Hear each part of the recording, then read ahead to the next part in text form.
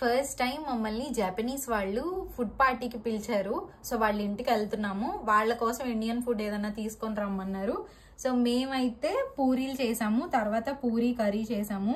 Taste అయితే చాలా బాగా వచ్చింది. చూద్దాం వాళ్ళు ఏమంటారు. జపాన్ వచ్చి 2 సంవత్సరాలు అయినా కూడా నేను ఎప్పుడు జపనీస్ వాళ్ళ హౌసెస్కి వెళ్ళడం, ఇలా పార్టీస్కి వెళ్ళడం ఎప్పుడు జరగలేదండి. ఎందుకంటే మనతో పెద్దగా ఎవరు ఒక రోజు నా ఆఫీస్ ఫినిష్ చేసుకుని ఇంటికి వెళ్తూ ఉంటే దారిలో ఒక జపనీస్ ఆవిడ కనిపించి మాట్లాడారనమాట. ఎక్కడి నుంచి వచ్చారు ఏంటి అని వేర్ అబౌట్స్ అన్ని అడిగిన తర్వాత మాకు చెప్పారనమాట, ఇలా నెలకొకసారి మేము ఫుడ్ పార్టీ పెట్టుకుంటాం, వస్తారా అని చెప్పి. ఇంకా సరే, మాకు ఎప్పుడు ఎవరు పరిచయం అవ్వలేదు కదా, పరిచయం చేసుకుందాం అని చెప్పేసి మేము వాళ్ళ కోసం పూరీ చేసాం. వాళ్ళు మా కోసం ఇంకా వాళ్ళకి నచ్చిన డిషెస్ అన్ని కూడా ప్రిపేర్ చేసి తీసుకొచ్చారు.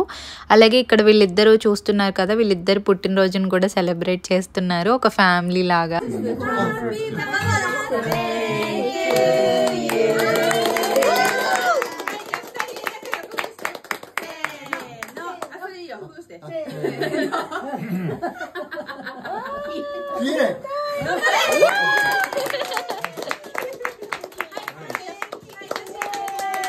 ఇంకొకటి ఏంటంటే వీళ్ళందరూ ఒకళ్ళకొకళ్ళు స్ట్రేంజర్సేనండి. ఇలా స్ట్రీట్స్లో కలిసి లేదా జిమ్లో ఫ్రెండ్స్ అయ్యి ఇలా ఫ్రెండ్స్ అయిన వాళ్ళే అనమాట.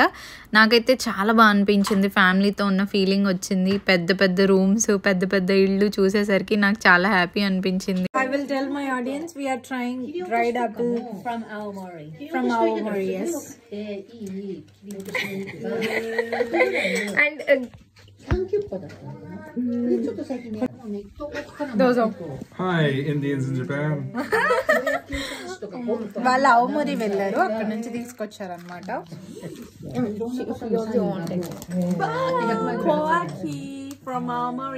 ఇంతకీ పూరీ కర్రీ ఎలా ఉందో చెప్పలేదు కదా, వీళ్ళందరికీ బాగా నచ్చిందండి. నెక్స్ట్ మంత్ బిర్యానీ తీసుకొని రమ్మన్నారు.